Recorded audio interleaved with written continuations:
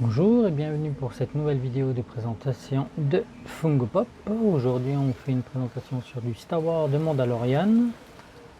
Alors nous avons la boîte 329 avec Quill, la boîte 345 avec 2 Mandalorian et ensuite nous avons la boîte 350 avec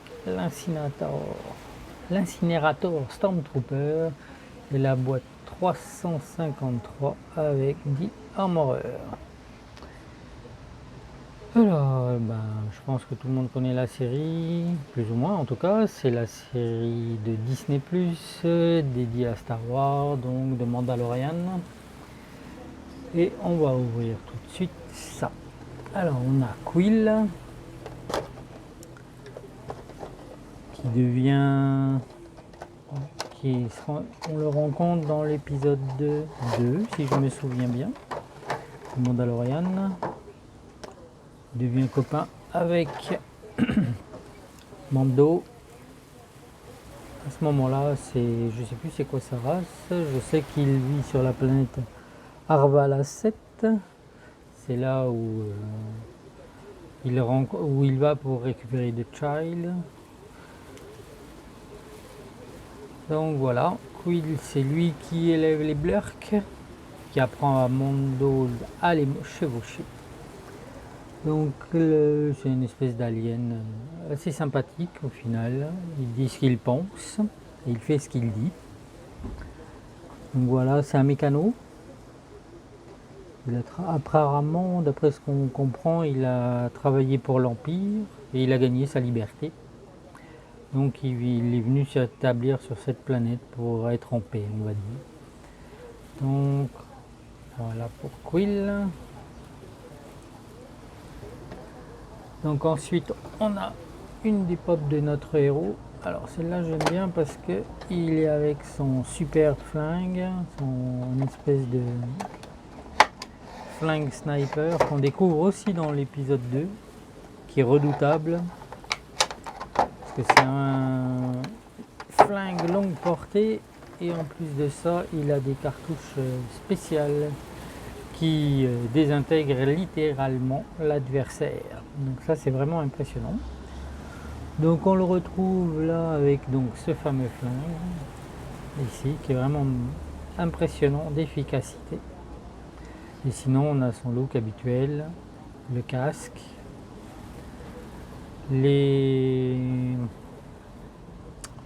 toutes les parties armurées, les cartouchières sur le torse, les protections sur les jambes, les cuisses, les bras et la cape. Voilà, il est vraiment sympathique, quoi, vraiment impressionnant. Et donc j'avais surtout opté pour cette pop à cause du super flingue qu'on voit dans l'épisode 2 justement. Voilà. Ensuite on a le Incinerator Stormtrooper. Donc lui il apparaît dans le dernier épisode de la série. Il vient pour déloger du bar toute l'équipe du Mandalorian, tous ceux qui sont avec lui, pour essayer de les faire déloger de la cantina. Donc comme j'aime bien les troopers, donc, il va avec le reste. Donc il est plutôt impressionnant quand on le voit arriver. Donc en plus la pop est vraiment super, il y a la flamme tout autour. Il a son casque spécifique peint en rouge, sûrement pour signifier qu'il travaille avec le feu. Toutes les jointures sont dorées, rouge également, pardon, excusez-moi. Il a une épaulière rouge également. On voit le lance-flamme, style qui ressemble un peu à un espèce de super gros blaster. Et donc à l'arrière, il a ses containers avec le logo de l'Empire sur l'arrière. Ouais, c'est de l'Empire, oui, avec le logo de l'Empire.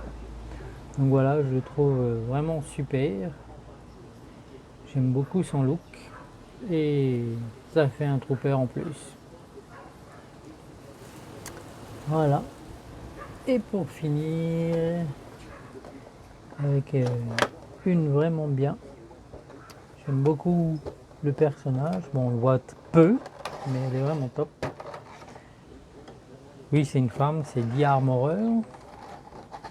C'est celle qui forge les pièces d'armure pour les Mandaloriens qui sont sur Alvara 7. Ah. Et donc, entre autres, c'est elle qui va remettre en état Mando quand il en aura besoin, lui refabriquer des nouvelles pièces d'armure et le symbole de son clan dans l'épisode 10. Donc c'est une Mandalorienne aussi, comme tous elle répond au même code, on ne voit jamais son visage, on sait juste que c'est une femme de par sa voix et de par son esthétique. Voilà, elle a un home qui est vraiment particulier, on dirait un peu un home de chevalier ou de gladiateur. J'aime beaucoup son style. Elle est avec sa masse parce que c'est avec ça qu'elle forge. Et apparemment, elle sait aussi très bien s'en servir comme arme. Elle fabrique aussi les armes pour les Mandaloriens. Donc elle est vraiment très impressionnante. Voilà. Pour la dernière, The Armorer, qui est vraiment très sympa. Voilà, on a la collection, c'est pas la collection complète, mais c'était les personnages que je voulais avoir en premier, disons. Pour le moment, après on verra par la suite s'il y en a d'autres sympathiques qui m'intéressent. Et donc ce qu'il y a d'intéressant, c'est que derrière chaque boîte vous avez ça en fond de chaque boîte de la collection de Mandalorian. Donc c'est le logo des Mandaloriens, ce qu'il y a sur leur drapeau, ce qu'on retrouve comme symbole qui les accompagne, on va dire. Donc c'est plutôt cool.